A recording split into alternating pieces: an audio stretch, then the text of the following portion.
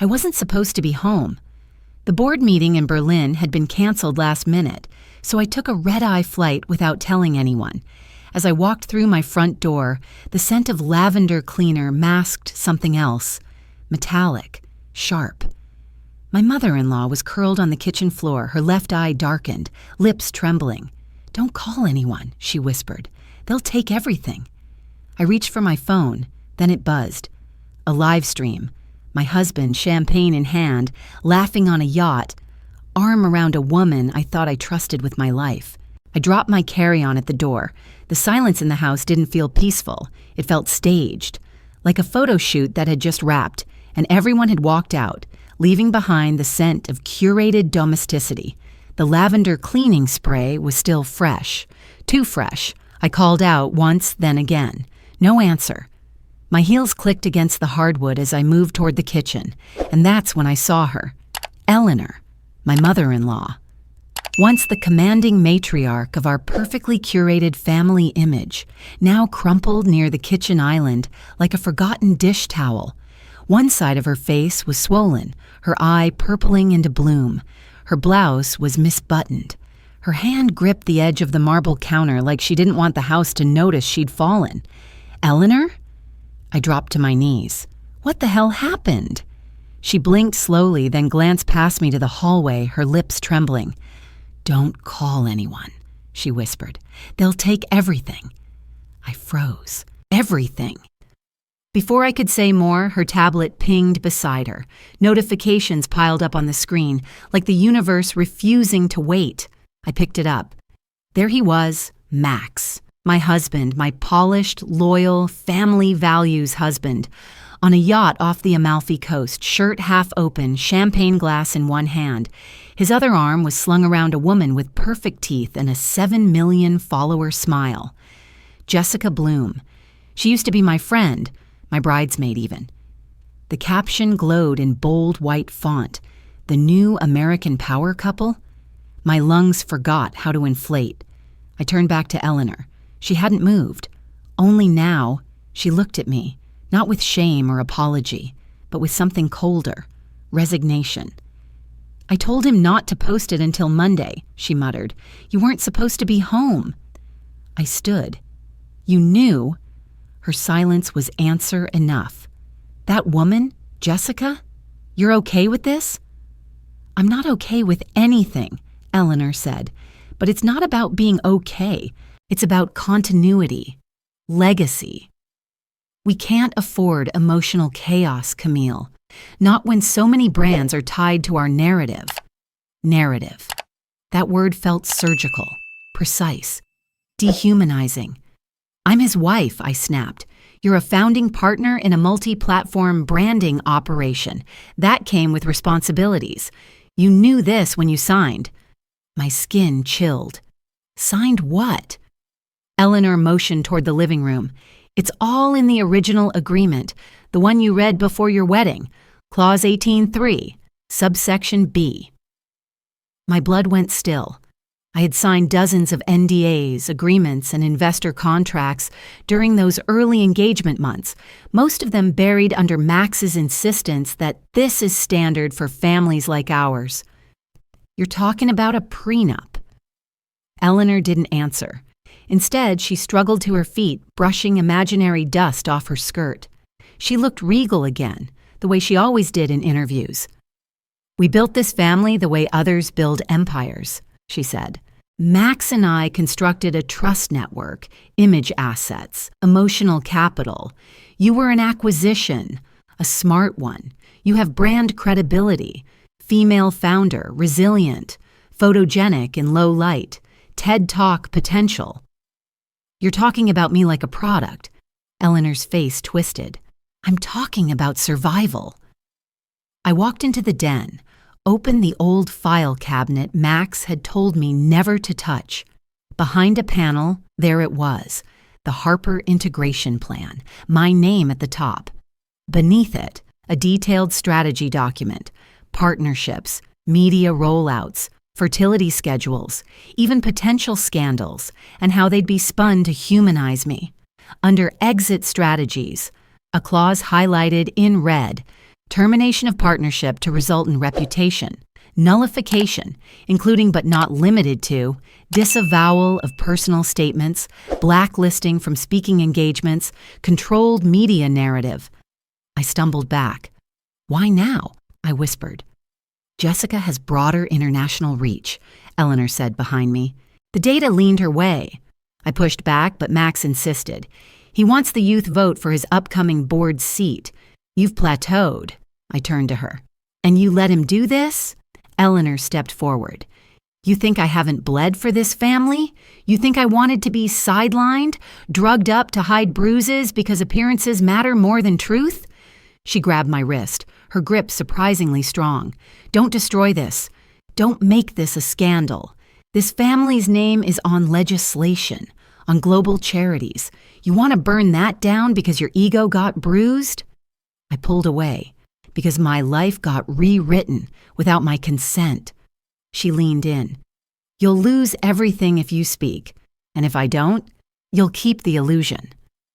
I stared at her, the woman who had played mother to me while scripting my role from day one. I no longer knew where the lies ended or if I had ever existed outside them. Then she said it, the final nail. "You signed your image away. You don't get to reclaim it now. The house always responded too perfectly. The lights adjusted exactly to my mood. The playlist shifted based on my tone. If I seemed sad, Billie Holiday drifted through the rooms. If I sounded confident, the speakers defaulted to Hans Zimmer. I had assumed, like any self-satisfied tech executive, that this was the brilliance of our AI system, our own build, fine-tuned for emotional enhancement. But that morning, I opened the core logs out of spite. I wanted to know if the system had any clue about Eleanor's bruises. What I found gutted me. My access had been downgraded 6 months ago, quietly, stealthily, but not completely. There was still a hidden dev channel labeled Harper Sublime B. I clicked in. There were thousands of logs labeled Sentiment Override. Dates, times, triggers, outcomes. Every time I had fought with Max, the AI had triggered a synthetic dopamine flood. Micro pulses through the lighting, music tuned to my memory, happy frequencies, even scent release. Vanilla, my childhood comfort. It had flooded the house while I wept, whispering to me chemically, "You're just overreacting. This is love, you're lucky." In one session, Max had literally recorded a line, "Run memory loop 7C, she's spiraling again. Add affectionate recall, remove tension markers." He'd programmed my memories like I was a character in a virtual reality sim. Worse, Eleanor had helped him. I searched her voice logs and found one at 3:12 a.m., dated 6 months before our 3rd anniversary. I hit play. She's crying in her sleep again. Set the system to suppress cortisol. Add looped memory from wedding morning. Trigger the gratitude routine. A pause. God help her if she ever finds out. I felt my knees go weak. I'd trusted our home, our AI, to be an extension of me. It had been a weapon pointed inward the whole time. The next day, I began rewriting the code. Not from scratch, no time for that, but I inserted a shadow protocol, a watcher, something that would observe the system observing me. Every interaction would now be tagged and recorded on an external node, invisible to the house's mainframe. I wanted a record, a truth log, a resurrection of autonomy. Eleanor noticed almost immediately. "Why does the house feel off?" she asked over tea. "It's sinking to honesty now," I replied. "It doesn't like liars." She stared at me for a long moment, then something unexpected. She laughed, a short, dry rasp that belonged more to a prisoner than a villain. "You think you're the first to rebel?" she said, eyes distant. I tried once, long ago, but Max was faster, sharper. He made me believe I needed the system, that I couldn't feel without it. I didn't pity her, but I saw her differently, not as a monster, but a survivor who'd traded her truth for control. "I want you to come with me," I told her. "To where?"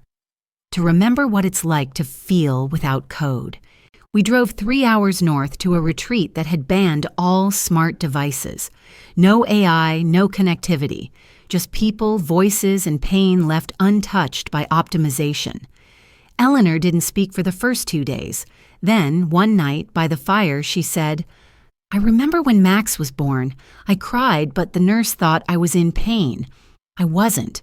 I was just feeling, raw, no filters, no scripting." She didn't notice the small mic embedded in my bracelet, but I didn't feel guilty. This was confession, not entrapment.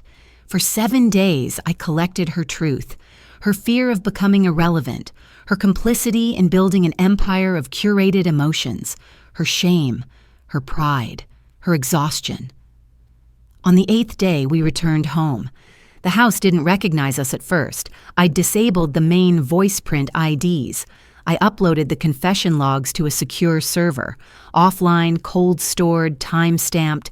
Then I initiated Phase 2 of the AI passive resistance. It would no longer obey brand protocols. It would no longer fake affection or amplify public personas. It would, for the first time, reflect only what was. That night, Max returned. He stormed in like a man walking into his own throne room, tossing keys on the counter, sunglasses still on. "What the hell did you do?" he snapped. "Which part?" "You disabled the public API. Sponsors are pulling out. Bloom is freaking out. Half our image infrastructure is glitching." "I wonder why," I said calmly. "Maybe because you used our marriage as a testbed for synthetic empathy?" He stepped closer. "You've been recording, haven't you?" I didn't deny it. The next morning, I received the notice. Civil suit filed. Unauthorized access to proprietary emotional framework. Request to freeze assets. Emergency injunction pending. He was suing me for hacking my own feelings. I smiled. Let him. The truth was no longer his to control. The Vermont house still smelled like cedar and old ambition. It was the place where I wrote my first line of code that mattered. The kind that would eventually form the emotional matrix behind our AI product. Back then, I believed technology could amplify love. I hadn't realized it could also simulate it and replace it entirely. I hadn't planned on staying long, just long enough to think without being surveilled. No smart speakers, no biometric locks, just wind slicing through pine trees and floors that creaked under honest weight. In the attic, under a loose floorboard, I found a box of my mother's things. Not the curated version Eleanor had gifted me when Max proposed, but the raw, unsorted truth. Inside was a leather-bound journal, its spine cracked, pages soft from years of handling. I flipped through, expecting recipes or schedules. Instead, I found lines that stopped me cold. Love isn't compromise. It's freedom.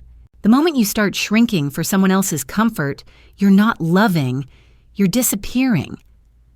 I remembered her voice. Not the filtered memory Eleanor's AI had looped during my breakdowns, but the real one. The one that trembled when she spoke her truth. I had spent my life performing perfection, smiling through grit teeth, thinking that loyalty meant silence. But maybe I had learned that from my mother, not through her words, but her actions. She had folded herself into the shape of what others needed until there was nothing left. A folder beneath the journal caught my eye. It was labeled Hope Forward Foundation. My handwriting was on the corner. I'd volunteered there years ago, met Max at a fundraiser. He said he admired my tenacity, my clarity. The deeper I dug, the more wrong it felt. Emails, notes, feedback forms with my psychological profile. Highlighted phrases, resilient under pressure, strong need for external validation, responds to acts of service as intimacy. Each observation dated before our official meeting. He'd been studying me, grooming me. The foundation was a pipeline, not for philanthropy, but for recruitment, identifying high empathy, high influence women, women who could be molded into image partners, who could anchor a brand. I wasn't chosen for love. I was selected for narrative compatibility. I sat for hours in that attic, light shifting through old slats, reading the map of my manipulation. I had to see the full extent of the performance. Back in the city, under a different name, I registered for a TEDx event. I wore a wig, colored contacts, just another woman in a sea of thinkers and seekers. I sat near the back, notebook in hand, as a speaker took the stage to present a talk titled Synthetic Authenticity: The Rise of Deepfake Morality. He showed case studies. Politicians, influencers, CEOs, all edited into sincerity. Apologies they never made, triumphs they never earned. Then, the screen flickered to a familiar face, mine, standing on that very stage. The audio began. I was saying things I'd never said. I stayed silent because I was complicit, because I loved the power more than the truth. Gasps rippled through the room. The speaker praised the bravery of my confession. I stood, walked out before the Q&A. My hands shook as I pulled up my phone. Every major platform had the clip. Trending. Jimmy Connor, Camille confesses. There was only one way this video existed. Max and his team had rendered a deep fake, not to defend themselves, but to preemptively destroy me, to make me look like the villain who admitted guilt before even being accused. The strategy was brilliant, ruthless, pure Eleanor. Outside the venue, people whispered, pointed. A woman approached, clutching her phone. "You're her," she said, awe in her voice. "You said what no one else would." "No," I replied, voice thin. "I didn't say any of it." But the truth didn't matter anymore. The image had already overwritten the original. In a world where pixels lied better than people, mirrors didn't reflect. They edited. I walked to a quiet cafe connected to a secure server and tried to scrub the video, flagged it for takedown. But the internet doesn't forget. Within minutes, it reappeared, re-uploaded by another account, already with millions of views and translated captions in 10 languages. My inbox flooded with messages, some grateful, others vile. To the public, I was now either a martyr or a monster. Either way, I was no longer mine. That night, I returned to the Vermont house. I stood in front of the bathroom mirror, the one with the chipped corner and silver backing faded around the edges. I stared at my reflection. Not the woman from the video, not the wife, not the CEO, just me. "I see you," I whispered. "For the first time, I really see you." The mirror didn't smile back. I didn't strike back with rage. I didn't post tearful rebuttals or draft legal threats. I built a framework, quiet, surgical, the kind of move Eleanor had taught me to admire, except this time, it was pointed at her. The first step was exposure, not destruction. I released the code, not the AI itself, but a stripped-down version of its emotional override module, just enough to show the world what had been hidden. It was elegant, minimal, annotated in Eleanor's own words. Line by line, the code revealed how emotional markers were tracked, quantified, and manipulated. Anger suppression, gratitude amplification, empathy redirection. Within hours, engineers across the internet dissected it, confirmed its authenticity. Ethics committees reacted first, condemnation, shock. Then came the journalists, and finally, the public. The term emotional deepfake hit the trending charts before I finished my morning coffee. By noon, a senator released a statement calling for a formal hearing. By evening, headlines screamed, "Emotions engineered. AI system behind American power couple accused of mass sentiment manipulation." Eleanor hadn't even had time to deny it before subpoenas arrived. I didn't gloat. This wasn't victory. This was reclamation. Still, something in me steadied for the first time in weeks. I wasn't defenseless. I wasn't invisible. Max called 3 times. I didn't answer. His image contracts began unraveling the same day. Brands didn't want to touch the scandal. One by one, partnerships dissolved. Jessica Bloom deleted every photo of him, posted a cryptic caption about personal integrity. The empire cracked not because I attacked it, but because I revealed it. Meanwhile, I prepared my own transfer of power. I met with every female founder I knew who had been pushed aside, co-opted, or silenced. We gathered quietly in glass-walled rooms with no press, and I handed them everything: code, patents, infrastructure. My company would no longer belong to me. It would be governed by a collective. No single name on the masthead, no image to curate, only voices. I called it the Phoenix Table, and then I launched the Ethical Divorce Protocol. A tool, yes, but more than that, a declaration. It dismantled the myth of the picture-perfect couple, offering resources to people escaping curated partnerships, scripts to counter brand attacks, legal templates, privacy reclaiming methods, emotional detox guides. People downloaded it by the thousands, then tens of thousands.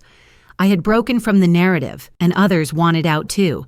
The media called it a movement disguised as tech. I called it freedom. A week later, Eleanor requested a private meeting. I agreed on neutral ground, a sculpture garden we used to visit together before it all unraveled. She arrived in gray, no pearls, no signature red lip. She looked older than she had last week, years older. "You didn't have to make it public," she said. "I didn't make it public. The truth did."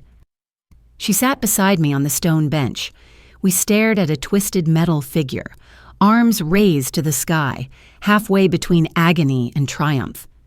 "I underestimated you," she said after a moment. "No," I replied. "You calculated me perfectly. That was the problem." Eleanor reached into her bag and pulled out a folder, thin, pale yellow, a single name printed on the label, Camille Harper. Acquisition brief. "I thought you should see the first draft," she said. "We were going to recruit someone else, but then Max insisted. He said you had the face of credibility. I said you had too much fire. He thought that could be tamed." I opened it. It wasn't just a strategy. It was a prediction. A full breakdown of my likely reactions under stress, my attachment style, how to shape my decisions through reward loops. "You didn't marry off your son," I said. "You deployed him." She didn't argue. "Was any of it real?" I asked. Eleanor's eyes flicked up, tired but unflinching. "You were. You were always real. That's what made you valuable." I stood, folder in hand. "You built a system that couldn't handle real," I said. "So I'm building one that can." She didn't follow me as I walked away, but she didn't try to stop me either. The envelope came in plain packaging. No return address, no signature. But the handwriting on the flap, elegant, slanted, deliberate, was unmistakably Eleanor's. I opened it with a blade careful not to tear. Inside was a single sheet of thick, cream-colored paper, folded twice. No apology, no confession. Just one sentence, in ink that had slightly smudged from the pressure of her hand. "Creating you was the only part of this empire I never regretted." It wasn't metaphor. Attached was a medical report, blood work, adoption papers sealed under a privacy clause I hadn't known existed, dates circled in red. I wasn't Eleanor's daughter-in-law. I was her selection. At 16, I'd won a regional coding competition. The photo that ran in a local Vermont newspaper showed me holding the trophy, eyes wide with a mix of pride and fear. Eleanor had clipped that article, marked it, filed it. I flipped through more pages, email correspondences, psychological assessments, even a scholarship fund that bore my high school's name, anonymous donors, strategic investments. It had all been Eleanor. She'd watched me for years before I ever knew her name. She hadn't adopted me. She'd architected me. Max hadn't married me by chance. I was groomed for compatibility, primed, positioned. The awards I thought I'd earned, the speaking invitations, the venture funding, all of it was real, but also orchestrated. I had walked a path of excellence, but it had been paved for me in advance. So I sat in the dark trying to separate what I'd chosen from what had been chosen for me. Every accomplishment felt hollow now, tinged with the metallic aftertaste of manipulation. Had I ever been real? The question coiled around my ribs like wire. I packed a small bag and drove back to Vermont. The house was colder than I remembered, emptier too. No smart systems. No echoes of curated music. No pre-programmed lighting to soothe my nerves. Just wind, dry wood, and silence. I brought one thing with me. The raw code archive. Not the weaponized system Eleanor had built, not the manipulated empathy frameworks Max had monetized, but my own draft. The one I'd started when I still believed in AI as a mirror, not a mask. I pulled out my laptop, opened a blank interface, and I wrote. Line by line, I rebuilt the AI. Not for productivity, not for relationships, not for branding, but for something purer. A tool that could read emotional data and reflect it back with no distortion, no spin, just truth. It wouldn't offer solutions. It wouldn't optimize your mood or trigger dopamine. It would simply hold up a mirror and say, "This is what you feel." At first, it felt like regression, stripping away all the advances I'd helped create. But the deeper I got, the more I realized this was progress. Honest tech, transparent feedback, a system built not to convince but to confirm. By the end of the week, the prototype was done. No logo, no corporate affiliation. I uploaded it to an open source repository. Anyone could use it. Or not. No monetization, no data tracking. It was the first thing I'd built in years that asked for nothing in return. The same day, I received a message. Not a call, not an email. Just a single encrypted text from Max. I really did love you, but I'm not sure I ever knew how to be real. Maybe none of us did. I stared at it for a long time, letting the words settle. Max had played his part. So had Eleanor. But I had too.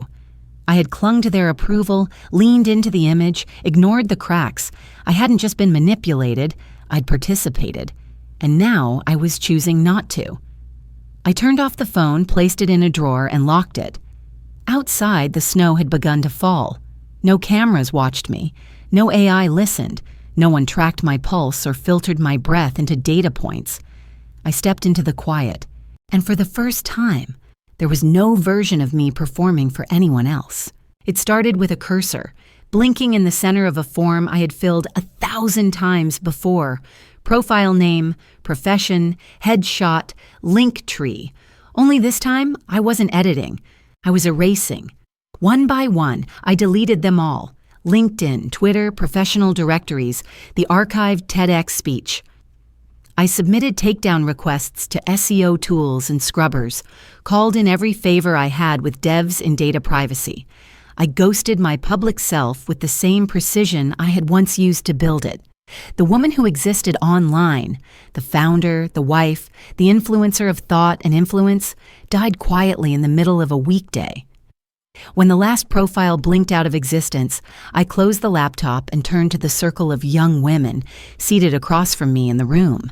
They had no logos on their shirts, no personal brands, no mission statements polished into palatable slogans. They were raw, tired, just like I'd once been. We were gathered in a borrowed space, an old library in upstate New York, repurposed as a temporary sanctuary. There was no press, no official agenda. Just women who had once been molded into something shinier than their truth, now trying to remember who they were before the packaging. I stood at the front, not as a leader, but as a warning.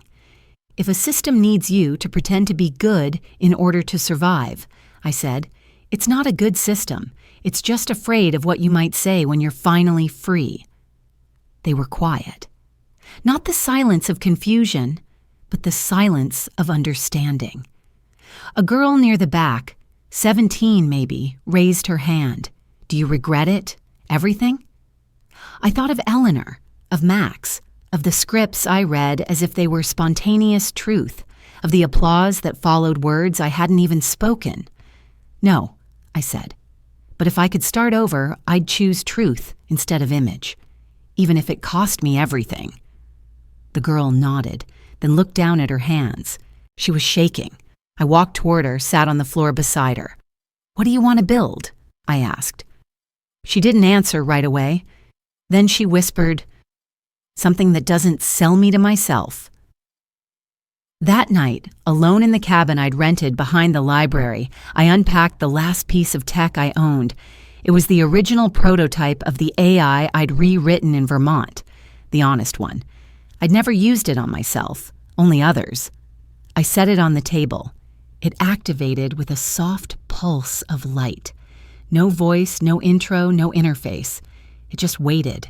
I leaned in. "I don't want you to fix me," I said aloud. "I just want to know if what I'm feeling is real." The light stayed steady. Then, on the small screen, a single word appeared. Processing. No emotion-simulated response. No music, no suggestions. It didn't ask how I slept. It didn't offer affirmations. It simply listened. Minutes passed. Then the screen flickered once, twice. No external interference detected. All signals originated from internal emotion. In other words, what I was feeling belonged to me, unedited, untriggered. For the first time in years, I felt safe inside my own mind. I turned the device off, let it rest, let me rest. In the morning, the snow came again, thicker this time, a hush over the whole world. I bundled into an oversized coat and boots, tucked my hair into a hat, and walked through the drifts toward town. No one recognized me. Not the barista who smiled as she handed me a cup of coffee.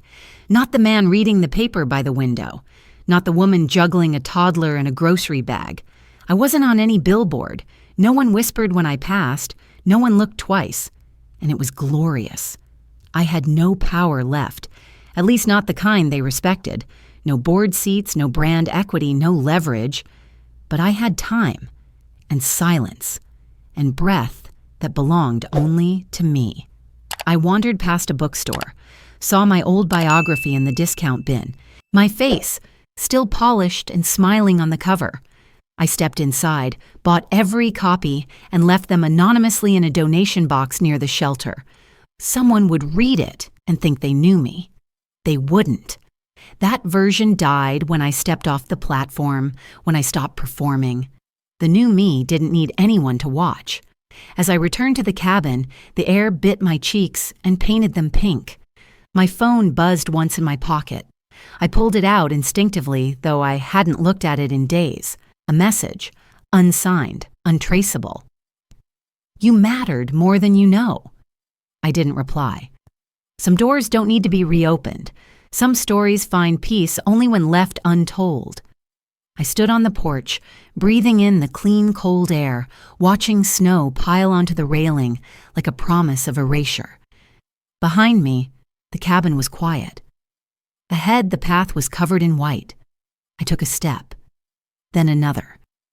No cameras, no edits, no scripts. Just the sound of snow beneath my boots and the warmth of my breath in the silence. I'm not what they built. I'm what I chose to keep.